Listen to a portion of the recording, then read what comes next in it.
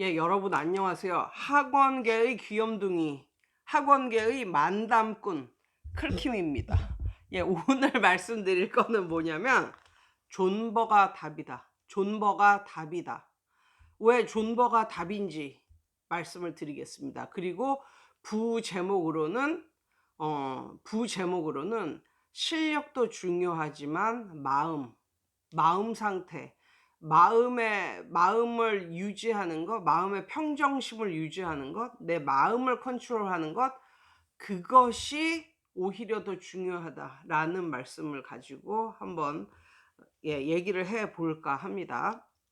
공부방 하잖아요. 공부방 하면은 집에서 공부방을 하잖아요. 그러면 뭐 데코레이션 하고 뭐 하고, 게다가 만약에 초등학생들을 모집을 하려고 프랜차이즈라도 가맹을 하잖아요. 그러면 최소한 300만 원 정도는 들어요. 착수금 뭐 모든 걸 다 이제 하면 한 300에서 500만 원 정도가 들거든요. 근데 그거 플러스 또 뭐가 드냐면, 이분이 이제 전업주부였을 때는 남편 회사에서 뭐 다 건강보험 다 내주고 막 그랬잖아요. 그런데 그러던 부인이 자기 거 차리잖아요. 그러면은 자기 거 차리는데 한 300에서 500만 원 최소한 이제 그거 들고, 그다음에 뭐가 드냐면 건강보험료를 따로 내야 됩니다. 왜? 나는 이제 사업자니까. 건강보험료를 따로 내야 되는 거예요. 그러면 이게 바로 first challenge. 여기에서 많은 사람들이 그냥 에이, 안 할란다. 그냥 이렇게 100%에서 한 20% 정도는 에휴, 안 할란다 하고 떨어져 나가. 왜냐면 그거보다 그냥 이런 거 사업자 이런 거 안 내고 그냥 살금살금 그냥 과외해도 한 100만 원은 버는데, 이런 것도 한 돈 500만 원 나가지, 또 사업자 내면은 건강보험료 따로 내지, 뭐 이래 버리면은 진짜 이거는 그럼 내가 얼마를 벌어야 남는 장사냐 막 이러면서 1년 안에 이것을 본전을 뽑을 수 있을까 뭐 이런 생각을 하면서 거기서부터 1차로 떨어져 나갑니다. First challenge. 이걸 극복을 했어. 이제 100명 중에 한 20명이 떨어져 나가는데 이것을 극복을 했어. 그래가지고 이제 예쁘게 이제 꾸며가지고 이제 공부방을 차렸어. 근데 제일 처음 들어오는 애가 동네에서 소문난 문제아야. 예, 동네에서 소문난 문제아가 맨 처음에 들어온다는 거죠. 그런데 이것은 어 그러니까는 제가 예전에 아주 옛날 영상에서도 말씀을 드렸는데, 어떤 공부방이 딱 오픈을 하잖아요. 그러면 반 이상, 50% 이상으로 문제아들이 들어올 가능성이 굉장히 많습니다. 왜냐하면 걔네는 이제 동네에서 소문난 애들이고 다 이제 리젝트 당한 애들이기 때문에 더 이상 갈 데도 없어요. 그리고 이미지도 벌써 안 좋아졌어요. 그런데 동네 이사 온 지 얼마 안 되고 공부방 오픈한 그 사람은 본인에 대해서 모르잖아요. 그러니까 들어온다는 거예요. 그럴 확률이 50% 이상은 돼요. 물론 100%뭐 이거는 아니지만, 또 재수 좋게 또 정보력 있고 뭐 이런 그런 엄마가 맨 처음으로 들어올 수도 있지만, 50% 이상의 확률로 문제아가 들어올 확률이 많습니다. 저는 이거는 가명이에요. 가명. 탐이라고 해봅시다. 탐이라는 아이가 맨 처음에 들어왔는데 개인 서름이 굉장히 많은 아이였어. 개인 서름이. 그래가지고 뻑하면 우는 거야. 근데 우는 이유도 없어. 그냥 자기 서름에 복받쳐서 우는데, 그게 이렇게 뭐 흐느끼면서 우는 것도 아니고 대성통곡을 하고 우는 거야. 그러면 같은 공간에 있는 모든 애들에게 이제 지장을 주잖아요. 근데 이 아이 그 성격적으로도 문제인 게, 애가 좀 왜소하고 뭐 이런 아이였었는데 자기보다 큰 사람한테 지가 먼저 시비를 걸어. 자기가 먼저 시비를 걸어. 그러니까 다른 사람이 걔한테 시비를 걸어서 이 사단이 나는 게 아니라, 얘는 유약하고 약간 그런 존재임에도 불구하고 지가 다른 사람들한테 먼저 시비를 걸고 먼저 때리고 뭐 이러는 거야. 그러면 걔보다 훨씬 등치도 크고 뭐 이런 애들이 그걸 참겠어요? 아무튼 그런데 걔는 자기가 시비를 건 거는 생각도 안 하고 자기 서름에 못 이겨 가지고 또 대성통곡을 하는 거야. 약간 미쳐버리겠는 거야. 그리고 게다가 그때는 완전히 갓난쟁이였는데 우리 딸이 정말 완전히 갓난쟁이였는데 그러면은 뭐 이렇게 겨울 되면 뭐 이렇게 갓난 애기니까 모든 걸 좀 조심조심해야 되는데 걔가 1년 365일 감기를 달고 사는 애였거든요. 근데 거기 그냥 있으면 될 것을 방방마다 열고 콜록콜록 기침을 하고 막 이런 거야. 그 당시 이제 완전 갓난쟁이를 우리 이모가 이제 봐주고 있었거든요. 낮에 4시간 동안 애들이 오는 시간만. 그러면 거길 또 열고 그 방에다 대고 기침을 하고 뭐 이런 거야. 그래 가지고 '아 이 상태로는 안 되겠다.' 그러니까는 그래 가지고 내가 마스크를 주면 마스크는 답답해서 싫다는 거야. 정말 그 고통 덩어리죠, 고통 덩어리. 이게 세컨드 챌린지야, 세컨드 챌린지. 이런 상태에서 대부분의 선생님들은 그만둬 버립니다. 내가 무슨 영화를 보겠다고. 내가 무슨 영화를 보겠다고. 근데 저는 그렇게 하지를 않고 그 엄마한테 전화를 걸어 가지고 애들이 안 오는 이른 시간에 오라고 그랬어요. 그럼 자기 혼자니까 더 약간 자기 혼자니까 옆에 애들을 건드릴 애가 없으니까 이제 날뛰고 그런 게 이제 적어지더라고요. 아무튼 그런 이제 서름과 그런 압박감 뭐 그런 세월을 지내고 그래서 걔 때문에 걔가 한 1년 6 개월 정도 다니더니 이제는 안 다닌다고 그러더라고요. 그래서 '와 끝까지 참은 내가 정말 끝까지 참은 내가 정말 대견하다. 잘했다.' 뭐 이런 식으로 내가 내 자신을 어 격려한 적이 있었는데 예. 고런 애들 만나면 이 선생님은 실력이 아무리 빵빵하게 있고 뭐 다 전체 학년을 가르치고 뭐 이럴 수 있는 선생이라도 벌써 '아 못하겠다. 못하겠다.' 이게 그냥 두 손 두 발 다 드는 거예요. '내가 무슨 영화를 보겠다고 이 짓을 할까?' 이런 애를 가르치면서 뭐 이런단 말이에요. 그런데 중요한 것은 여기서 그런 애는 극히 소수이고 학원을 개업했을 때 1년 안에 들어왔다 나갈 확률이 굉장히 많아요. 그러니까 그런 애한테 고통을 받으면 마치 그런 애들이 지속적으로 올 것 같은데 그건 아니에요. 그런 애들이 초창기에 많이 오고 그런 애들이 오래는 못 갑니다. 그런데 대부분의 선생님들은 거기서 이제 기브업을 하는 거죠. 포기를 하는 거죠, 포기를. 그다음에 이것도 또 극복했어. 이걸 또 극복했어. 그러면 이제 third challenge.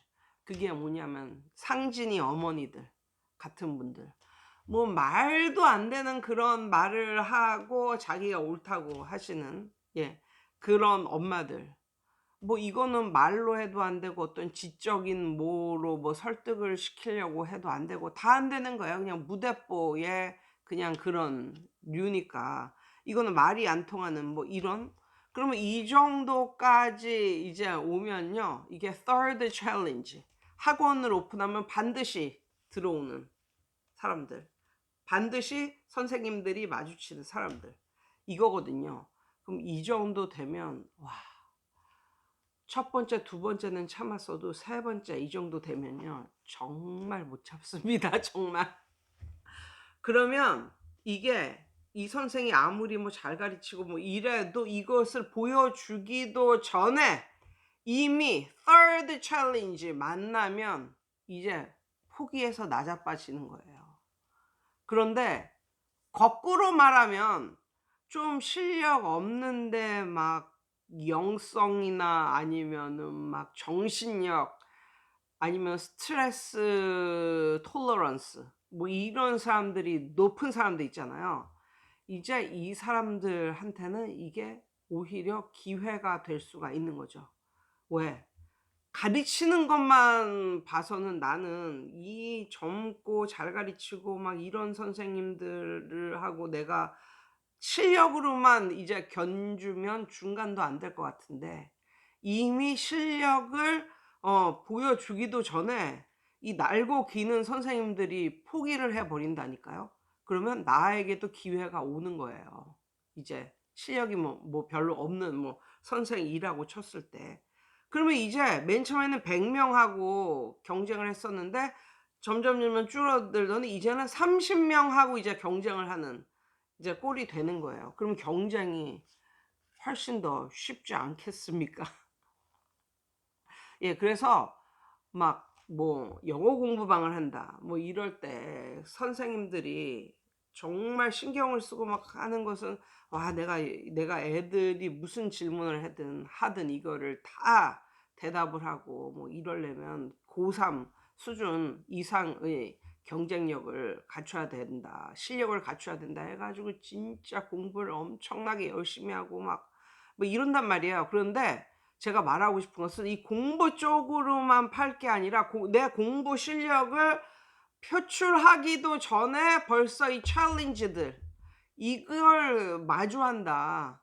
그렇기 때문에 오히려 이 챌린지 맨 처음에 나에게 생기는 이런 것들을 get over 할 수 있는 오히려 첫 번째 내 건강 챙기기, 두 번째 감정과 마음을 컨트롤할 수 있는 능력, 이걸 더 키워야 되진 않을까. 아니면 스트레스를 없애는 그런 능력을 오히려 더 빡세게 키워야 되지 않을까. 뭐 이런 생각을 하고요. 정말 웃긴 건 학원에서 이제 학원 동료들을 이렇게 보면 확실히 남자 선생님들보다는 여자 선생님들이 훨씬 더 애들하고도 화합을 잘하고 잘 가르쳐요. 잘 가르쳐요. 실력이 더 있어요. 그런데 나가서 학원 차려서 성공하는 사람들 보면 남자들이 훨씬 더 많아요. 근데 이거에 대해서도 몇 년 전 영상에서 제가 다뤘는데 그 첫 번째 이유, 여자들은 걱정이 많고 고민이 많거든요. 그래 가지고 섣불리 딱 자기 사업으로 시작을 못 해요. 그러니까 남자 원장님들이 성공을 많이 하는 그 첫 번째 이유는 자기 거를 차리는 사람 중에 여자의 비율보다 남자들의 비율이 훨씬 많다. 그리고 두 번째, 제가 생각한 것은 남자 선생님들이 여자 선생님들보다 감정 컨트롤이 훨씬 더 용이한 그런 육체적인 그런 컨디션을 갖고 있지는 않을까. 뭐 이런 식으로 이제 그런 식으로 이제 생각이 듭니다. 그래서 앞에서 열거한 첫 번째, 두 번째, 세 번째 챌린지들 때문에 젊고 잘 가르치는 그런 선생님들을 나이 먹은 막 40대 후반 뭐 50대 혹은 60대 이런 선생님들이 이기는, 이런 선생님들이 오히려 더 두각을 발휘하는, 그래서 젊고 이런 잘 가르치고 똑똑하고 이런 선생님들이 실력적으로는 우세한데 오히려 진짜 지금 공부방 시장 이런 데 가 보면 이렇게 똑똑하고 젊고 이런 선생님보다 오히려 막 40대 후반서부터 막 40대 초반은 오히려 동네 그 공부방 원장 중에서는 젊은 편에 속하고 40대 후반 50대 막 60대 뭐 이런 그 분들이 정말 많다니까요. 그 이유가 바로 나이 먹고 경험 많고 이런 분들이 이제는 감정 컨트롤을 잘하는 거죠. 그래서 여기서 언급한 첫 번째, 두 번째, 세 번째 챌린지를 get over 하는 그런 이유가 되지 않을까요? 뭐 이런 생각이 들며, 또 제가 이렇게 봤는데 정말 옛날 영상에서도 이거 말한 건데 롱런 하는 분들 중에 목사님들이 롱런을 한다는 거죠. 목사님들이.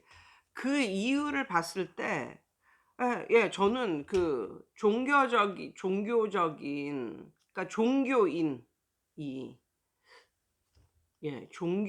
좀 더 롱런을 하는 것 같은 느낌이 들기는 해요. 뭐 스님들을 봐도 그렇고 뭐 목사님들, 저는 이제 예수 믿는 사람들이니까 스님들의 세계는 잘 모르고 목사님들이나 선교사님들 뭐 이런 분들 보면 정말 많은 챌린지 속에서도 끝내 롱런을 하고 이루는 이런 분들을 보면 이 종교적인 게 정말 감정 컨트롤하고 이런 것과 정말 많이 득이 된다라는 느낌이 들고, 제가 좋아하는 그 성경 어귀 중에 이런 말이 있어요. Cast your burden on Jesus and he will take care of it. 이런 말이 있거든요. 영어로 하면 이런 거고, 한국말로 하면 내 짐을 주님께 던져라. 그가 너를 돌보시리라. 뭐 이런 말이거든요. 근데 여기서 제가 주목한 것은 이 cast라는 동사였어요. 이게 제가 느낀 느낌은 이거예요. give는 뭐냐면 내가 너에게 이걸 줬어. give 했어. 그런데 중요한 것은 나중에 오늘은 줬지만 너 내일 돼서 또 다시 찾으러도 올 수 있는 이런 느낌도 있어요. 다시 찾으러도 올 수 있는 거야. 그러니까 영원히 너한테 주는 이런 느낌은 아닌 거예요. 근데 cast your burden on Jesus. 여기서 느끼는 cast는 어떤 느낌이냐면 쓰레기를, 자기에게 불필요한 쓰레기를 쓰레기장에, 쓰레기 소각장에 버리고 뒤도 돌아보지 않고 집으로 가는 그런 모습이 상상이 됐거든요.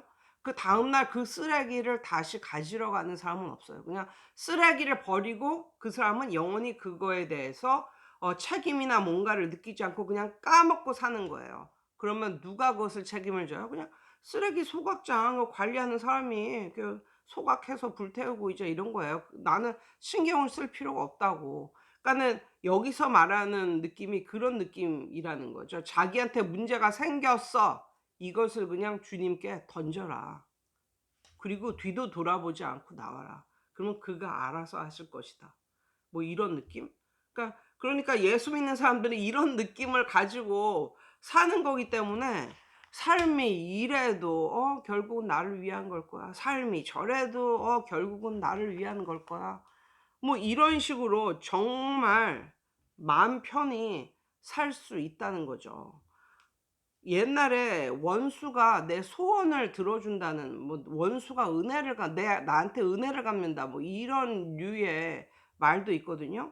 하루는 좀, 이것도 몇 년 전의 얘기인데, 좀 악한 그런 부모를 만나서 그 애들에게도 잘 대해줬는데도 불구하고 아무튼 배신을 때리고 나가서 막 사람들한테 내 욕을 하고 다니는, 뭐 그런데 그런 과정에 있어서 좋은 점 하나가 생기더라고요.